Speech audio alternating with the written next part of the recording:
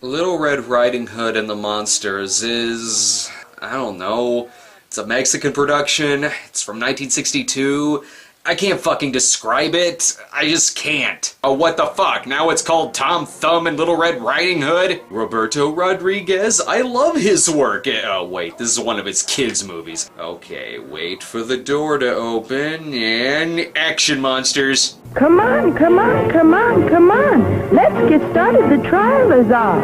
A horrible vengeance shall be had. Who would like a trial that isn't bad? I hate to be the guy who says that the dubbing is making this creepier, but the dubbing is making this creepier. Her Majesty, the Queen of Badness. I've got a bad feeling about the Queen of Badness. What are the charges against that stupid animal and the ogre? The gist is that the wolf is on trial for not eating Red Riding Hood, or scaring the shit out of Shelley Duvall in the Overlook Hotel. What's the verdict? I condemn you to die by the circular saw. So be it. I sentence those two children. Meanwhile, and hey, go back to the establishing shot! I didn't get to finish my meanwhile! This is obviously Little Red Riding Hood, but I get it if the voice confuses you. You are just a faithful rascal, but I know I'll find you near. The Queen arrives in wherever the fuck this is to get her revenge. I contaminated this water that the villagers use. Oh, good work. You poisoned the water, yes, but no one's gonna drink it because it's now blood.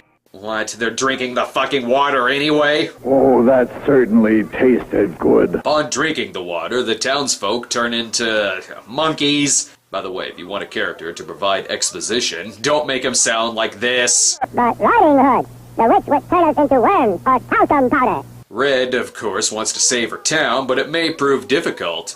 By the way, I can't imagine that this prison cell is any worse than where they normally live, aside from the musical numbers. You don't want to die, and that's the fact I know. And I am horrified to ask how they got these mice to dance like this, considering that in a previous shot, they were real. Oh, right, the main characters. The fuck? Oh, sorry, she's just here to tell Sailor Ripley to get back together with Lula. My magic powers have no effect in these parts as long as there's a Queen of Badness. Or maybe not. She does have some powers.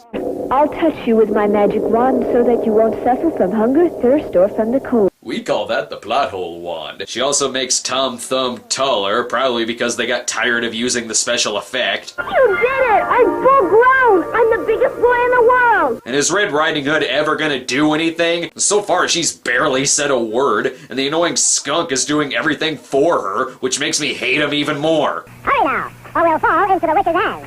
Oh, my foot is caught and it hurts! Useless! Your foot is caught in a fucking rib cage? What kind of woods are these? Wait a minute, robots? I make one snarky comment and suddenly there's now robots? And is anyone surprised that this happens?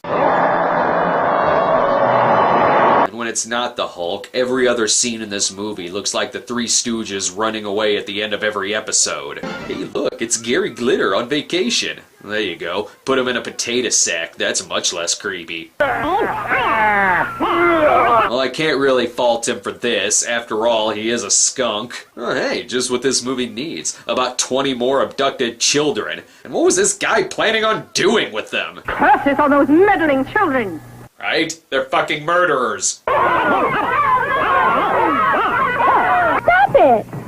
I think he's had enough for now. Time for the Queen to bring out the big guns. Satan, our master of the dark dominion, come and help us now. All other means have failed us. While this has been going on, the wolf and the ogre have a plan for escape. I don't know if I'm watching a kids movie anymore or a future Gangland film.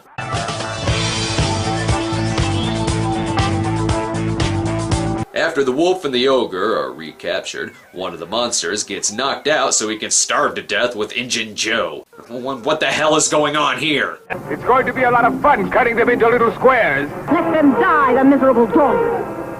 But torture them first. But make sure you keep it G-rated. They got their torture ideas from the movie Holocaust 2. Please, I'm too young to die. Normally I wouldn't be very scared, but this is one children's movie where I actually think they are going to get cut in half. Luckily, they're saved by the power of slapstick. This isn't gonna sit well with the Queen. I abhor her so. I'm talking about that beastly little brat Red Riding Hood. And hey, you know what would make this creepier? Fucking spiders.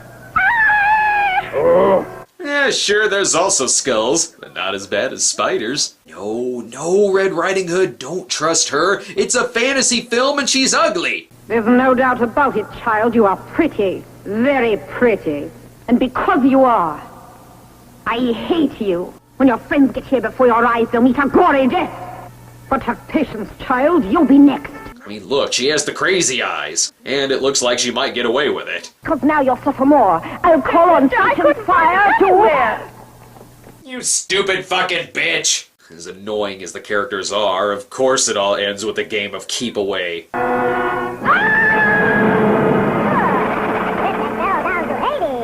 All the monsters and the hobgoblins and the witches have been banished from the earth forever. This is a happy day. There! Thank fucking Christ! You know, I do have to hand it to this movie. It's a constant reminder that most fairy tales are quite fucked up.